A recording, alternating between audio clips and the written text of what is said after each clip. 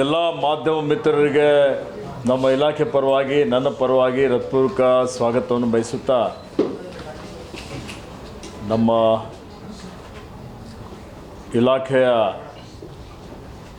ಆಯುಕ್ತರಾದಂಥ ಫೌಜಿ ಅವರಿದ್ದಾರೆ, ಉಪಸ್ಥಿತರಿರುವಂಥ ಕೆಸ್ರಾಕ್ನ ಡೈರೆಕ್ಟರ್ ಅವರಿದ್ದಾರೆ, ಉಪಸ್ಥಿತರಿರುವಂಥ ಎಲ್ಲ ಅಧಿಕಾರಿಗಳ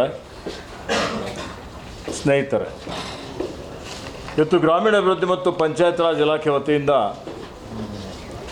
ನಾವು ವಿನೂತನವಾಗಿ ಒಂದು GIS ಆಧಾರಿತ ಮೊಬೈಲ್ ಮತ್ತು ವೆಬ್ ಅಪ್ಲಿಕೇಶನ್ನ ಲೋಕಾರ್ಪಣೆ ಕಾರ್ಯಕ್ರಮ ಲೋಕಾರ್ಪಣೆ ಮಾಡ್ತಾ ಇದ್ದೇವೆ.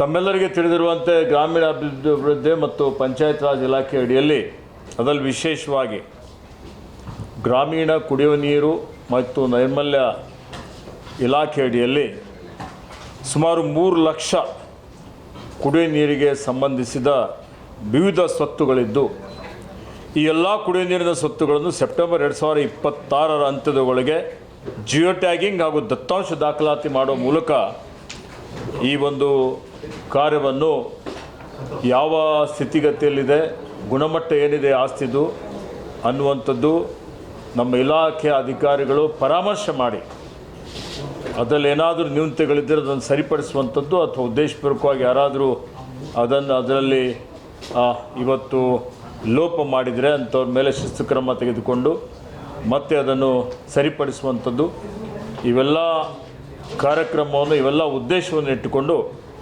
ಇವತ್ತು ಈ GIS ಆಧಾರಿತ ಮೊಬೈಲ್ ಮತ್ತು ವೆಬ್ ಅಪ್ಲಿಕೇಶನ್ ನಾವು ಲೋಕಾರ್ಪಣೆ ಮಾಡ್ತಾ ಇದ್ದೇವೆ. ತಮಗೆಲ್ಲ ಗೊತ್ತಿದೆ, ನಮ್ಮ ಇಲಾಖೆಯ ಇವತ್ತು ಗ್ರಾಮೀಣ ಕುಡಿಯುವ ನೀರು ಮತ್ತು ನೈರ್ಮಲ್ಯ ಇಲಾಖೆ ವತಿಯಿಂದ ಜಲ್ ಜೀವನ್ ಮಿಷನ್ ಅಡಿಯಲ್ಲಿ ಇತ್ತೀಚೆಗೆ ಸುಮಾರು ಏಕಗ್ರಾಮ ಕುಡಿಯುವ ನೀರಿನ ಯೋಜನೆಗಳು 39,000 ಕಾಮಗಾರಿಗಳು, ಕೆಲವೊಂದು ಮುಗಿದಿದ್ದಾವೆ, ಕೆಲವೊಂದು ಇನ್ನೂ ಪ್ರಗತಿಯಲ್ಲಿದ್ದಾವೆ. ಅದೇ ರೀತಿ ಸುಮಾರು 137 ಬಹುಗ್ರಾಮ ಕುಡಿಯುವ ನೀರಿನ ಕಾಮಗಾರಿಗಳು ಪ್ರಗತಿಯಲ್ಲಿದ್ದಾವೆ. ಇವು ಅತ್ಯಂತ ಮಹತ್ವದಾದಂಥ ಒಂದು ಕಾಮಗಾರಿಗಳು.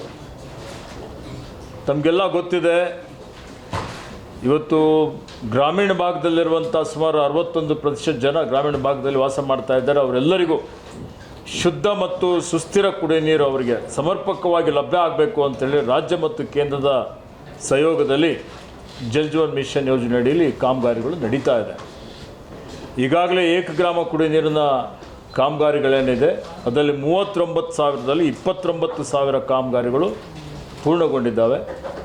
ಈಗ ಈ 29,000 ಕಾಮಗಾರಿಗಳು ಅಂದರೆ ಎರಡೂ ಸೇರಿ 30,000 ಕೋಟಿ ರೂಪಾಯಿ ವೆಚ್ಚದಲ್ಲಿ ಏಕಗ್ರಾಮ ಕುಡಿಯುವ ನೀರಿನ ಯೋಜನೆ ಕಾಮಗಾರಿಗಳು ಈಗಾಗಲೇ ಪ್ರಗತಿಯಲ್ಲಿದ್ದಾವೆ, ಕೆಲವೊಂದು ಪೂರ್ಣಗೊಂಡಿದ್ದಾವೆ.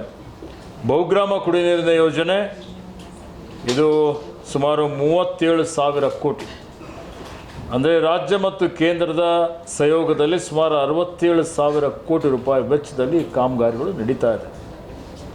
ಈ ಕಾಮಗಾರಿಗಳ ಪರಾಮರ್ಶೆ ಮಾಡುವಂಥದ್ದು ಇದು ಮತ್ತೆ ಹಳೆಯದು. ಹಿಂದೆ ಏನು ಪ್ರಕೃತಿ ವಿಕೋಪದಲ್ಲಿರ್ಬೋದು, ಬೇರೆ ಬೇರೆ ಯೋಜನೆಗಳ ಅಡಿಯಲ್ಲಿ ಸುಮಾರು ತೆರೆದ ಬಾವಿಗಳು ಇವತ್ತು ತೋಡಿದ್ದಿದೆ, ಬೋರ್ವೆಲ್ಗಳು ಕೊರೆಸಲಾಗಿದೆ.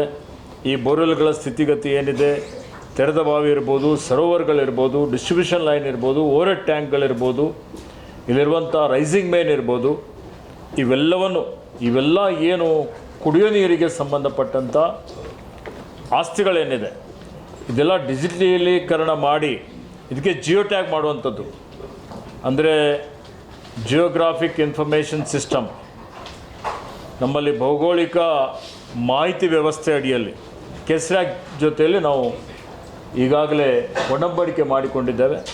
ಕೆಸ್ರಾಕಲ್ಲಿ ಎಲ್ಲ ಮಾಹಿತಿ ಇದೆ. ಹೀಗಾಗಿ ನಮ್ಮ ಅಧಿಕಾರಿಗಳಲ್ಲಿ ಯಾವುದೇ ಕಾಮಗಾರಿಗಳನ್ನು ಪ್ರಾರಂಭ ಮಾಡಿದರೆ ಆ ಕಾಮಗಾರಿ ದತ್ತಾಂಶ ಇವತ್ತು ನಮ್ಮ ಇಲಾಖೆಗೆ ಮಾಹಿತಿ ಕೊಟ್ಟರೆ ಅಲ್ಲಿ ಏನು ವಸ್ತು ಸ್ಥಿತಿ ಇದೆ ಅನ್ನುವಂಥದ್ದು ನಮಗೆಲ್ಲ ಅದು ಅಧಿಕಾರಿಗಳಿಗೆ ಲಭ್ಯ ಆಗ್ತದೆ. ಇದರಲ್ಲಿ 3 ಹಂತದ ತಪಾಸಣೆ ಇಡಲಾಗಿದೆ. ಈ 3 ಹಂತದ ತಪಾಸಣೆಯಲ್ಲಿ ಎಲ್ಲ ಆಸ್ತಿಗಳನ್ನು ನಮ್ಮ ಸಹಾಯಕ ಇಂಜಿನಿಯರ್ ಮತ್ತು ಕಿರಿಯ ಇಂಜಿನಿಯರ್ಗಳು ಹೋಗಿ ಖುದ್ದಾಗಿ ಫೀಲ್ಡ್ ವಿಸಿಟ್ ಮಾಡಿ ಅದನ್ನು ದಾಖಲೀಕರಣ ಮಾಡಬೇಕು ಅನ್ನುವಂಥ ಒಂದು ಸೂಚನೆ, ಒಂದು ಆದೇಶವನ್ನು ನಾವು ಕೊಟ್ಟಿದ್ದೇವೆ. ಹೆಚ್ಚಿನ ವಿಡಿಯೋಗಳಿಗೆ ಪ್ರತಿಧ್ವನಿ ಯೂಟ್ಯೂಬ್ ಚಾನೆಲ್ ಸಬ್ಸ್ಕ್ರೈಬ್ ಮಾಡಿ, ಬೆಲ್ ಐಕಾನ್ ಕ್ಲಿಕ್ ಮಾಡಿ.